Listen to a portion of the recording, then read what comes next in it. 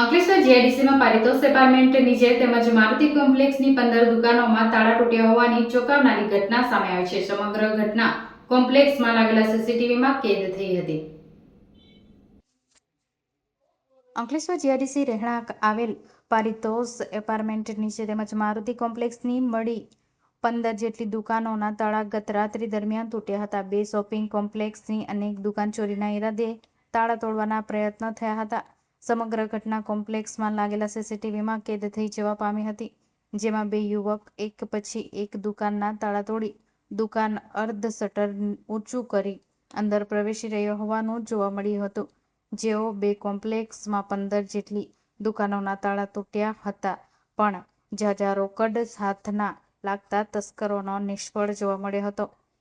દુકાનમાં સિલ્ક રૂપિયા સિવાય સરસામાન ચોરાયા ના હતા. આ અંગે કોમ્પ્લેક્સના દુકાનદારો એક પ્રતિનિધિ મંડળ દ્વારા જીઆઈડીસી પોલીસ મથકે જાણવા જોગ અરજી આપી હતી.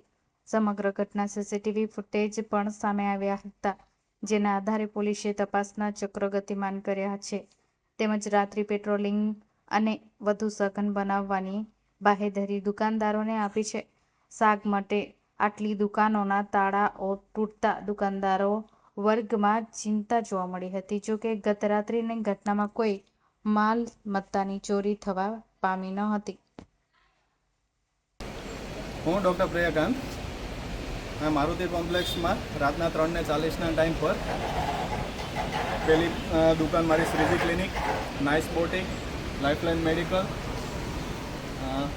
સુરેશ હિના ટેલર, આગળની સાઈડ પર ગજાનંદ ફૂટવેર, ત્યાં સુધી લાઇનમાં કન્ટિન્યુઅસ દુકાનોના શટર ઉચકાવેલા હતા. અમને સવારે જાણ થતાં સુરેશભાઈએ જાણ કરી. આપણે પોલીસ ચોકી એફઆઈઆર કરી? પોલીસ ચોકી એફઆઈઆર કરવાની બાકી છે. કોઈ આપણું નુકસાન એવું કાંઈ?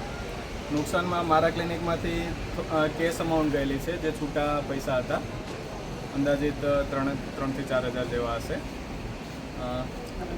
અને થોડું વીખી કાઢેલું હતું. યાસીનભાઈની દુકાનમાં પણ બધા ડ્રોવર્સ નીચે પડેલા હતા. મેડિકલ સ્ટોરમાં શાયદ નથી ખુલેલું, કેમ કે એમને તરત એલ્યુમિનિયમ સેક્શન આવી જાય છે, એટલે ઓપન નહીં થયેલું.